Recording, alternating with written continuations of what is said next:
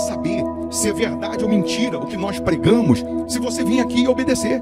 Por isso eu sempre digo que se você vir e obedecer e a sua vida não mudar, eu como a Bíblia. Eu rasgo a Bíblia e vou servir o diabo, é isso mesmo. Porque a minha inteligência se recusa a aceitar, crer numa palavra que fica só no papel. Ora, se está escrito, tem que se cumprir. E Deus está lhe buscando, lhe chamando para mudar a sua história. Não é para você mudar de religião, não. De placa de igreja, não. O nosso Deus é muito maior que placa de igreja, que religião. O nosso Deus quer que você mude de vida, de história, de condição. E para isso, só depende de uma atitude sua. Deus nunca vai fazer o que você tem que fazer. O vir, o se tornar para Ele, o buscar esse Deus é contigo. Fazendo a sua parte, Ele fará a dele.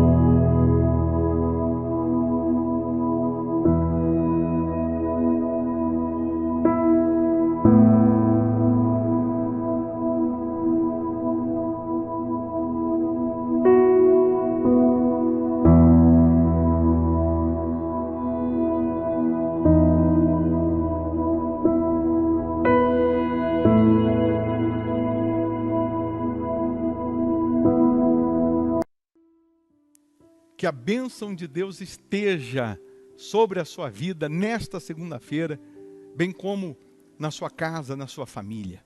Nós estamos aqui para lhe convidar para orar, para abençoar esse dia. Eu sou o Bispo Formigoni, estou aqui na Igreja Hospital da Alma, aqui em Belo Horizonte, Minas Gerais, e lhe convido para juntos unirmos a nossa fé. Não é para mudar de placa, de religião, nada disso. O nosso Deus é muito maior que isso. Você pode deixar o nome aqui para oração, o nome de um familiar, se inscrever no canal.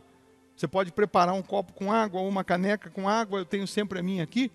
E uma vez essa água consagrada, ela vai simbolizar o poder de Deus, tipificar o poder de Deus. Tá bom? Então juntos, vamos unir a nossa fé. Claro que hoje, segunda-feira, nós temos um culto especial, que é para quem quer prosperar com Deus, para quem quer aprender e empreender. Às 7h30 da noite, Avenida Amazonas, 1744, aqui em Belo Horizonte, esquina com Araguari.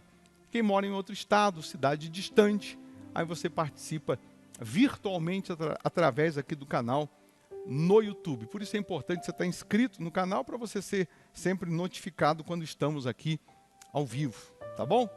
Se possível, feche os olhos. Meu Pai, meu Deus, nós entregamos essa semana nas Tuas mãos. Semana que nós cremos que será de portas abertas, de realizações, de boas notícias, de milagres. Então, ó Deus, agora, faça com que a prosperidade que está contida na Tua palavra seja derramada sobre essas pessoas. O Senhor disse, se quiserdes e me ouvirdes, comereis o melhor desta terra. Então, que essa pessoa tenha disposição para ouvir a Tua voz, para que ela possa desfrutar do que há de melhor.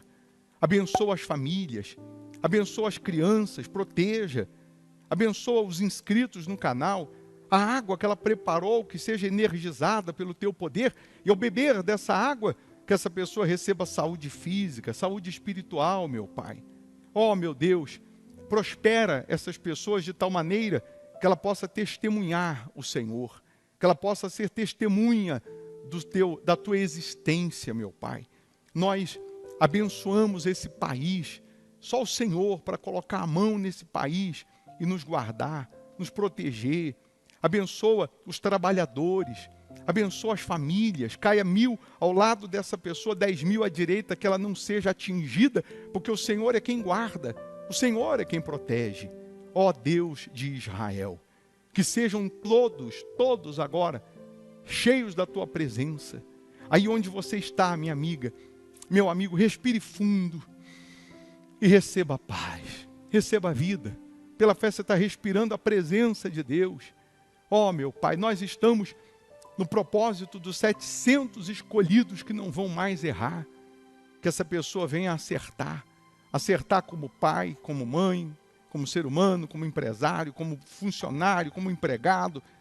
Que ela venha alcançar êxito naquilo que ela faz ou naquilo que ela se propor a fazer. Pois entregamos todos nas Tuas mãos, em o nome do Senhor Jesus. E você que crê, diga aí, eu estou abençoado em nome de Jesus. Amém. Amém? Beba da água crendo na grandeza de Deus. Vamos ficando por aqui, vou deixar você com essa sugestão de palavra, de pregação, para você se fortalecer em Deus, tá bom? Deus abençoe, boa segunda-feira, bom dia. O que você precisa entender é que o sofrimento não é karma, o sofrimento não é destino, não é cruz, não é provação. Onde tem problema crônico antigo, uma área da sua vida que até hoje não mudou, tem um espírito agindo ali. Não quer dizer que você está endemoniado, não quer dizer que tem um demônio dentro de você, mas nessa área da sua vida, que está fadada ao fracasso, tem um demônio. Tem um espírito agindo justamente nessa área da sua vida. Tem pessoas que elas se voltaram para Jesus, elas buscaram o Senhor Jesus por conta de uma doença. E até hoje ela está doente.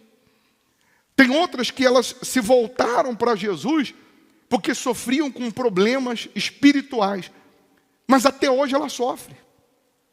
Tem pessoas que ela resolveu algumas áreas da sua vida através da fé, mas justamente aquela área que a trouxe para a fé, que a trouxe para Jesus, continua fracassada. Tem pessoas aqui que se especializaram no que fazem, são boas no que fazem, na vida econômica não são displicentes, negligentes, são pessoas que trabalham pra caramba, mas o resultado é nulo, quando não negativo.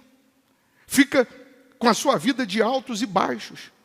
Melhora um pouco, piora, melhora, piora. E quando que a sua vida vai estourar? Quando que você vai arrebentar? Quando que você vai ver Deus na sua totalidade? De uma forma extraordinária, acontecendo coisas extraordinárias, para quem olhar para essa área da sua vida e falar o seguinte: foi Deus que fez isso. Porque humanamente falando, você não teria condições de chegar onde chegou, de conquistar o que conquistou, de receber o que recebeu. Agora a pergunta é: será que Deus não quer ser glorificado na sua vida? Será que Deus tem prazer de ver as suas lágrimas? Qual é o pai que tem prazer de ver o filho gemendo, sofrendo? Nenhum. Qual é o pai que tem prazer na aflição do filho? A Bíblia diz: se o filho pedir pão, você não vai dar uma pedra. Isso você, que é humano, pecador. Se o filho pedir peixe, você não vai dar uma cobra. Se você, que tem a natureza pecaminosa, sabe fazer o que é bom para o seu filho, sabe e quer oferecer o que é bom para o seu filho, a Bíblia diz: imagina Deus. Será que Ele não quer mudar essa situação? Será que esse problema que você está enfrentando é maior do que o poder de Deus? Para Ele abrir o mar vermelho, a Bíblia diz que Ele abriu com o resfolgar das suas narinas. Com esse arzinho que sai do nariz, Ele abriu o mar vermelho. Ele fez água sair da rocha. Ele fez o maná cair do céu para 3 milhões de pessoas. Ele fez chover codornizes e deu carne para 3 milhões de pessoas comerem 30 dias, até sentir náuseas de tanta carne. Deus cumpriu com a palavra, com a promessa dele, na vida dos que creram, na vida dos que buscaram, na vida dos que usaram a fé, na vida dos que manifestaram a fé. Tem uma área da sua vida que está morta. Tem uma área da sua vida que está cheirando mal. Que está como Lázaro, que estava morto há 4 dias, e a Bíblia diz que estava cheirando mal. Mas até aquele que estava cheirando mal, apodrecendo, quando Jesus disse: Lázaro, vem para fora, os órgãos, a carne, o que estava podre, se reconstruiu, e ele saiu do túmulo. O Deus que faz ressuscitar o que estava podre, Ele não pode agora mudar a sua vida. Ele não pode agora, nesse momento, tirar o seu filho lá da Cracolândia. Ele não pode acabar com esse vício, com essa depressão que está aí. O Deus que fez chover pão para 3 milhões de pessoas, Ele não pode fazer chover clientes, vendas, contratos, oportunidades para você dar uma virada na sua vida econômica.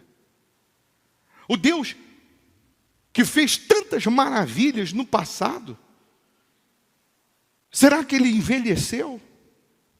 Será que Ele caducou? Pelo menos a Bíblia diz que passaria o céu e a terra, mas a palavra dele não passaria. Ele continua sendo o mesmo. A palavra continua sendo a mesma, a promessa continua sendo a mesma. O que mudou de lá para cá foram os personagens. Hoje somos nós no lugar de Moisés, no lugar de Josué, de Abraão, de Gideão, no lugar de Elias, no lugar de Sansão, no lugar dos homens que por conta de uma fé viva alcançaram as promessas contidas na palavra de Deus. Eu fico revoltado, injuriado, quando eu atendo uma pessoa, quando eu converso com uma pessoa que está com a vida esfacelada, que está com a vida destruída, aquilo ferve, porque eu sei que é a cara do diabo, eu sei que é a imagem do diabo que está ali. Cada reunião que eu venho fazer, eu me coloco no teu lugar, na tua pele. Eu faço a reunião imaginando assim, tem gente aqui que será a última oportunidade dela, a última chance dela, se Deus não aparecer agora, se Deus não se manifestar agora, se Deus não fizer agora, amanhã será tarde demais. Mas será que você vem para a reunião disposto a obedecer a voz de Deus também de uma forma imediata? Porque nós somos imediatistas do céu para baixo. A gente quer rápido as respostas. A gente quer estalar o dedo e Deus aparecer como se fosse o gênio da lâmpada e nos atender. Nós somos imediatistas do céu para baixo. Nós queremos rápido que Deus se manifeste. Nós queremos rápido que Deus cumpra com a promessa. Tem um versículo que diz que não tendes limites em nós, mas estáis limitados nos vossos próprios afetos. Tem gente aqui que ela não tem limite em pedir oração para o bispo, para o pastor. Ela não tem limite em querer que Deus se manifeste na vida dela. Ela quer que a gente atenda, ela quer que a gente ore, ela quer que a gente coloque a mão na cabeça dela, ela quer que Deus responda a ela agora. Ela não tem limites. Ela quer logo que Deus se manifeste. Mas ela vive limitada nos seus próprios afetos. Ela vive limitada quando é para vir para o altar. Ela vive limitada quando é para obedecer, sendo dizimista. Porque quando nós falamos de obediência, eu estou falando de fidelidade no dízimo e na oferta. Foi isso que Deus deixou claro lá no livro de Malaquias 3, quando Deus ele disse: tornai-vos para mim e eu me tornarei para vós outros. Alguém lá pergunta, mas de que forma eu tenho que me tornar? De que maneira eu tenho que me voltar para Deus? E ele diz: roubará o homem a Deus? Ele vai direto na ferida. Roubará o homem a Deus? E Deus mesmo responde: todavia vós me roubais. E Deus já coloca ali: em que te roubamos? Nos dízimos e nas ofertas. Aí está escrito: com maldição sois amaldiçoados, porque a mim me roubais. A palavra de Deus, ela não fica dando volta, não. Deus vai direto na ferida. E tem pessoas que crê na palavra, que vive orando. Eu atendi uma senhora ontem, ela falou: acabei de descer do monte. fazendo oração pelo meu irmão, os 2 irmãos viciados. E olha que, desde que eu me conheço por gente, ela falou, eles são viciados em drogas. Outro dia tivemos que pagar 15 mil para o traficante. Já pagou clínica, não resolveu. Ele acabou de sair de casa dizendo que ia se matar. Mas eu estava lá no monte orando. Muito bonito. Mulher de oração. Aí eu disse assim, e a senhora? Está sendo fiel no dízimo? Ela disse, não. Tem 1 ano que eu não sou dizimista. Eu falei, o que adiantou fazer oração no monte? Perdeu viagem. Deus, ele disse assim, descerei e verei se o clamor que é vindo até mim corresponde com o que vocês têm praticado. Sabe o que Deus estava dizendo? Vocês falam muito e fazem pouco. Sabe o que Deus estava dizendo? Vocês gritam muito, mas não colocam em prática. Você está perguntando assim, ó bispo, quando o senhor diz obedecer, de que forma? Nos dízimos e nas ofertas. Dízimo é você colocar Jesus acima de tudo. Mas se acima de tudo é o dinheiro, que é papel, você sempre vai dar uma desculpa. Você sempre vai deixar para depois. Mas de baixo para cima, você demora para ser fiel. Você demora a obedecer. De baixo para cima, você demora a confiar. Mas de cima para baixo, que é rápido. Quer que Deus apareça rápido. Mas será que você, da mesma velocidade que você quer a resposta, você tem obedecido? Quando Deus te chama para o altar, não é para tirar o pouquinho que você tem. É justamente para te dar o que você ainda não alcançou. Tem gente aqui que Deus já vem pedindo, não é de hoje. Deus vem pedindo para você pegar o seu plano B e botar no altar e ficar só com o plano A de altar, porque o que ele tem no altar é extraordinário. E se já tivesse feito, ele já tinha terminado a obra que ele começou. E não cai na besteira de ouvir a voz do diabo dizendo, mas você já fez. Abraão vinha sacrificando. Abraão, tudo que Deus falava, ele fazia. Levantava o altar, sacrificava, levantava, sacrificava, levantava, sacrificava. E quando Deus deu o filho que ele tanto sonhava, tanto queria, quando ele estava desfrutando, Deus falou mais uma vez, Abraão, ele, eis-me aqui. Pega o filho, teu único filho, aquele que eu te dei. Vai até o lugar que eu vou te mostrar e oferece como sacrifício. Por que Deus estava pedindo a ele algo que Deus tinha dado? Porque Deus queria ver se ele ainda era o primeiro dentro de Abraão, ou se agora que Abraão conquistou o que queria, Abraão tinha deixado Deus de lado. E Abraão não duvidou, não questionou. Abraão não murmurou. Tem gente que por muito pouco ela murmura. Para receber o milagre ela quer rápido. Mas para honrar o altar, para colocar Deus como prioridade, ela murmura. Abraão não falou nem com a esposa dele. Abraão não falou com ninguém. Foi em obediência a Deus. O que eu quero que você entenda aqui agora, nessa reunião, é que Deus não te trouxe aqui para fazer oração, para receber oração e para continuar do mesmo jeito. Mas Deus te trouxe aqui para você se posicionar na fé e alcançar o que está escrito.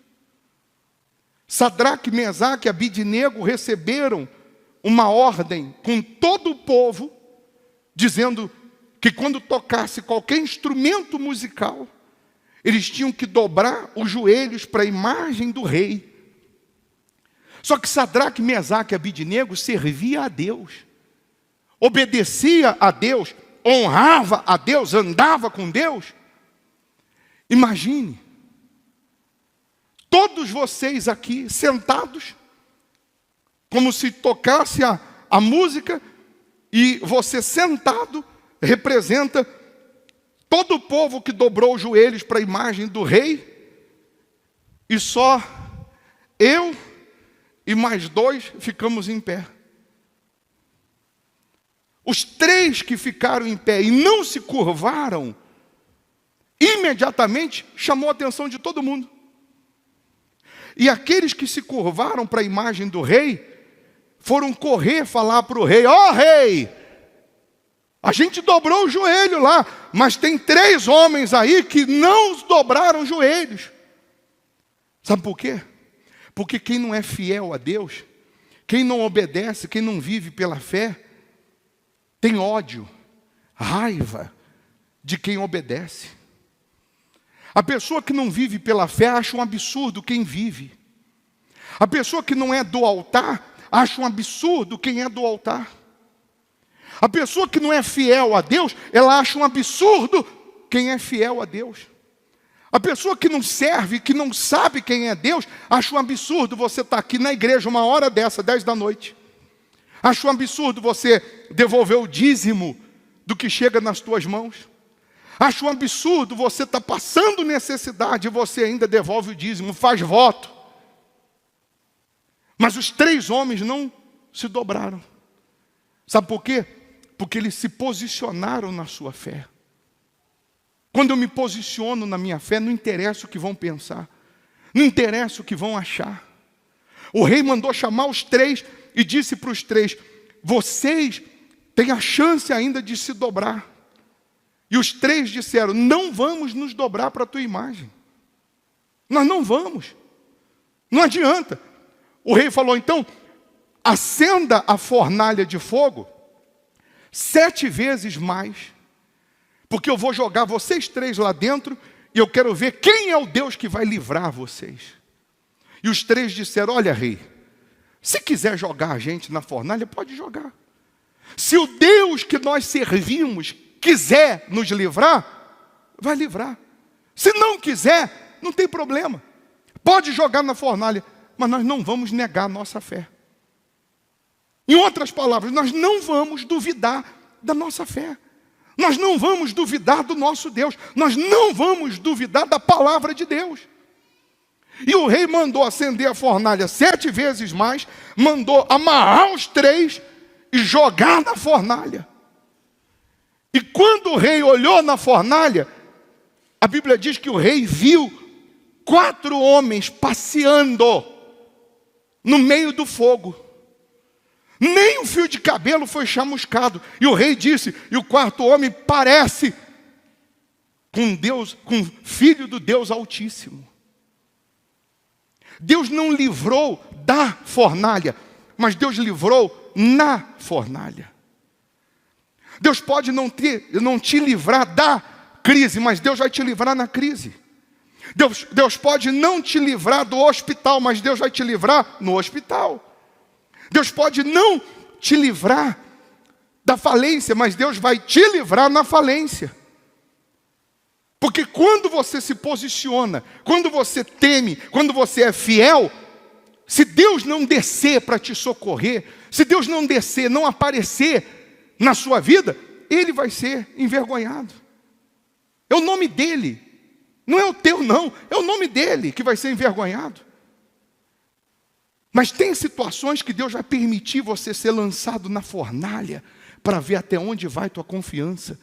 Porque os 3, quando viu o fogo 7 vezes mais quente, podia dizer assim: não, ô rei, é o seguinte, vamos conversar aqui, a gente estava brincando, o senhor sabe que a gente é assim, a gente fala pelos cotovelos, eu já vou dobrar aqui, peraí. Na hora de chegar pertinho, eles podiam arregar. Sim ou não? Mas eles não arregaram. E Deus permitiu para ver até onde ia a fé. Deus permitiu que Daniel fosse jogado na cova dos leões. Daniel não negou a fé. Mas lá na cova dos leões, Deus enviou um anjo e amarrou a boca dos leões. E livrou Daniel. Você nem imagina o que Deus tem preparado aqui no altar. Você nem imagina a vida abundante, regalada em todos os aspectos que Deus tem aqui no altar. e que você está a um passo de alcançar as maravilhas, você está a um passo de alcançar a grandeza, e ao mesmo tempo parece tão distante, ao mesmo tempo parece tão longe, porque justamente na hora de provar a sua fé, de você se posicionar, queira o diabo ou não, goste ou não, eu vou obedecer o que Deus está mandando eu fazer.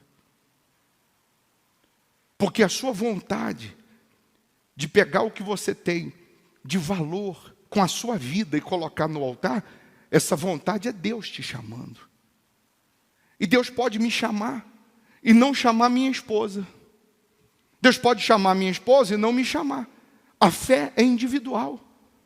Ele diz, vai só, age e ser forte. Vai na sua fé e não se meta na fé dos outros. Não se meta na fé de ninguém. Vai na tua fé. Eu creio, então vai. Eu não creio, então fica. É sim, sim, não, não. É bênção ou maldição. Você não pode ficar dividido em cima do muro. Tem uma área da sua vida morta, que se Jesus der um grito, ressuscita. Jesus disse, Lázaro, vem para fora. Se Jesus der um grito, ressuscita. Mas Ele está esperando você. Está esperando a sua decisão. Seu posicionamento. Aí, eu dei a folha para você. Está escrito aí no livro de Apocalipse 3, né? No versículo 1. Ao anjo da igreja em Sardes escreve, estas coisas diz aquele que tem os 7 Espíritos de Deus e as 7 estrelas. Conheço as tuas obras, que tens nome de que vives e estás morto. Deus conhece cada um de nós. Deus conhece a nossa intenção, Deus conhece a nossa obediência, Deus Ele conhece até o que nós desejamos, até o que vamos falar. Antes de falar, Ele já sabe o que nós vamos falar. Mas Deus está dizendo, você tem nome de que vive, mas está morto. Tem gente que tem nome de que vive. Eu tenho tantos anos de igreja, tantos anos de Bíblia, tanto tempo que eu conheço o Senhor Jesus, mas sua vida está morta. Tanto tempo que eu creio na palavra do meu Deus, como a senhora foi lá no monte orar, tem nome de que vive, mas está morta. Está faltando posicionamento. Está faltando posicionamento, decisão. Tem gente na sua casa que sabe que você veio aqui para essa reunião. Tem nome de que vive, está indo lá na igreja, está indo buscar Deus. Mas está com a vida morta. Porque justamente na hora de se tornar para Deus, na hora de se tornar para Jesus, na hora de se tornar para a fé, não está fazendo isso. Teve um pastor que pediu para eu entrar por telefone para falar com ele no programa de rádio que ele tem no litoral norte de São Paulo, e pega a rádio, pega uma parte na Bahia, uma parte no Paraná. Eu fiquei 1 hora falando com ele, na segunda-feira. Na segunda ou na quarta? Não foi na quarta-feira. Eu fiquei 1 hora falando com ele, no ar. E da fé, e isso, e aquilo. E falei exatamente dessa maldição que a pessoa tem nome de que vive, de que é crente, de que é cristão, de que é evangélico, mas não é fiel nem no dízimo e nem na hora que Deus chama para o desafio. E a vida é uma derrota. E falei para ele assim, o senhor vai dar o telefone aí agora da rádio, o zap da rádio. Se não tiver ninguém escrevendo aí, falando assim, sou eu essa pessoa que tem o nome de que vive, que sou evangélico, que estou na igreja, que conheço a Bíblia, e que eu estou há 6 meses para cima, 3 meses para cima, sem devolver o dízimo, com o dízimo guardado sem devolver. Eu falei, se não tiver ninguém mandando essa mensagem, eu como a Bíblia aqui agora. Já que a gente está ao vivo, eu vou comer a Bíblia e vou servir o diabo. Porque Deus não está falando com essa pessoa por acaso. E ele deu lá o número, começou a chegaram 700 e poucas mensagens, que ele leu, algumas dizendo, dízimo guardado há 6 meses, pessoas que, desde que nasceram no berço evangélico, ela não consegue ser fiel a Deus, e a vida de ponta cabeça. E as outras mensagens, ele disse, eu não vou conseguir ler aqui agora no ar. Eu respondo depois, mas já tem um monte aqui, nessa mesma situação. E você está tendo a chance de obedecer para mudar de história, para mudar de vida. Eu disse aqui, se eu não me engano, na quarta-feira, eu falei, se não tiver ninguém aqui que vai levantar a mão e vai dizer, bispo, sou eu essa pessoa que Deus está mandando, que Deus está pedindo, o chão dos meus pés, o que eu tenho de maior valor financeiro, com a minha vida e colocar no altar, porque Ele quer operar na minha vida maravilhas. Eu falei, se não tiver ninguém aqui que Deus falou isso com você, eu como a Bíblia aqui agora. Quem estava aqui quarta-feira? Não foi isso? E algumas pessoas levantaram a mão e disseram, não sou eu. Deus tem falado para eu fazer. E por que você não faz? Você está esperando o quê? O altar está aqui. O altar é lugar de tirar foto. Amém? Essa é a definição de altar. Lugar alto para tirar foto, é isso?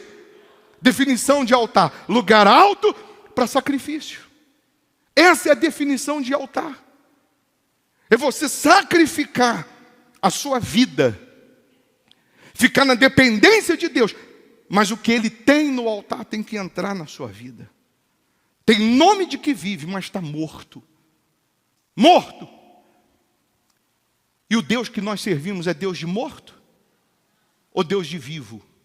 Está escrito aí, Lucas 20, 38. Ora, Deus não é Deus de mortos, e sim de vivos. Porque para Ele todos vivem. Você está vivo ou está morto? Sua fé está viva ou está morta? Hã? Hein, gente?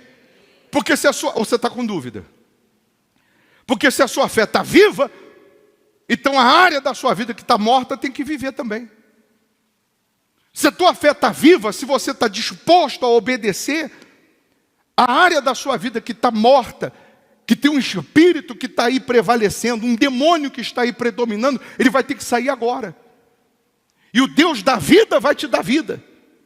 E o Deus dos vivos vai fazer com que você saia aqui com a sua vida transformada, já nessa noite.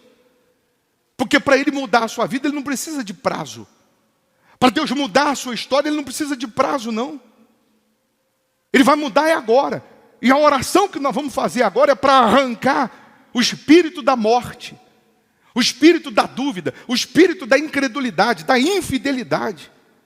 O espírito que não estava deixando você se colocar no altar. E só de você, preste atenção, decidir ser fiel a Deus, no seu dízimo, no seu voto, no seu sacrifício, na sua oferta, com a sua vida no altar, nesse momento, onde tiver morte na sua vida, vai ter que sair. E se não sair pela tua fé, vai sair pela minha fé.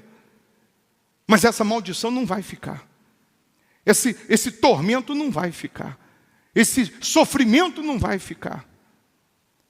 Então, eu vou perguntar de novo, qual é a área da sua vida que está morta? Você vai escrever aí nesse papel. Ou se você não tem, você vai pegar um papel e vai escrever, qual é a área que está morta, que você quer que viva, que você quer que ressuscite.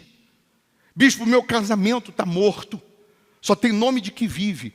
A gente está lá no papel casado, mas dentro de casa a gente não tem intimidade, não tem alegria, não tem paz. Quando está longe tem saudade, quando está perto tem raiva. Qualquer palavrinha estoura uma bomba dentro de casa. Tem nome de que vive, tem nome lá, empresa tal, mas está morta, está endividada, está quebrada, está falida, não anda. Tem nome de empresário, mas vive pior que empregado. Está doente, desenganado pela medicina. Mas se a sua fé é viva, se você crê num Deus vivo, se você confia nesse Deus, e você está disposto a obedecer, essa maldição vai sair agora. Se não tiver caneta para escrever agora, depois você vai escrever. Mas nessa oração você vai mentalizar qual é a área da sua vida que está morta. Fique em pé, por gentileza.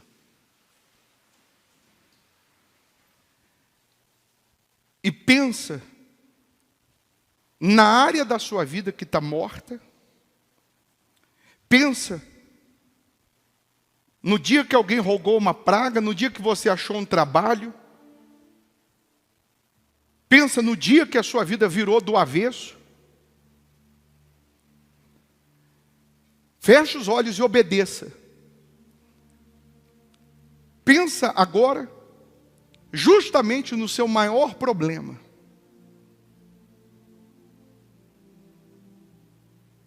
Naquela área da sua vida que parece não ter solução, que parece não ter mais jeito, que está morta. Vida sentimental está morta, vida financeira está morta, saúde, espiritual.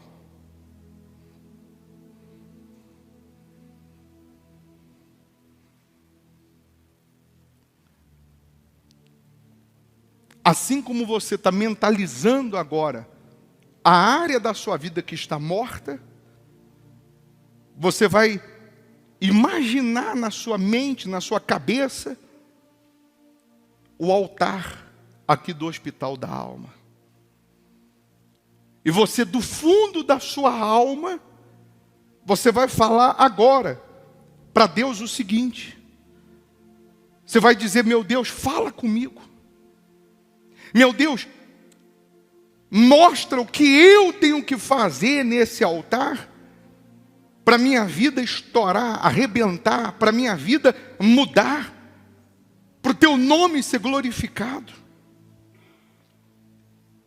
Em espírito, você está falando do fundo da alma para Deus. Meu Deus, me diz o que o Senhor quer que eu coloque no altar, além da minha vida. Qual é o voto de sacrifício? Qual é o voto de sangue que o Senhor quer que eu coloque no altar, para acabar agora com essa morte na minha vida, para acabar agora com essa aflição na minha vida? Fecha os olhos e pensa isso, fala isso com Deus em espírito. Em pensamento você está dizendo: meu Deus, o que o Senhor quer, além da minha vida, que eu coloque nesse altar como voto de sacrifício, para mudar minha vida agora, para mudar a minha situação agora, para acabar com essa morte existente na minha vida agora. E Deus, na tua alma, Deus ele vai falar o que é para você um voto de sacrifício. Ele vai falar para você o que é o seu plano B, que você colocando no altar, você vai ficar só com o plano A de altar. Para um é o salário, para outro é uma renda, para outro é o dinheiro guardado, é o dinheiro aplicado, é um bem. Mas isso aí é nada comparado à vida que Ele vai te dar. E só dessa pessoa ter decidido, meu Deus, ouvir a tua voz, a morte desaparece da vida dela, a morte desaparece dos caminhos dela. Diga: espírito da morte, fique debaixo dos meus pés, esteja debaixo dos meus pés.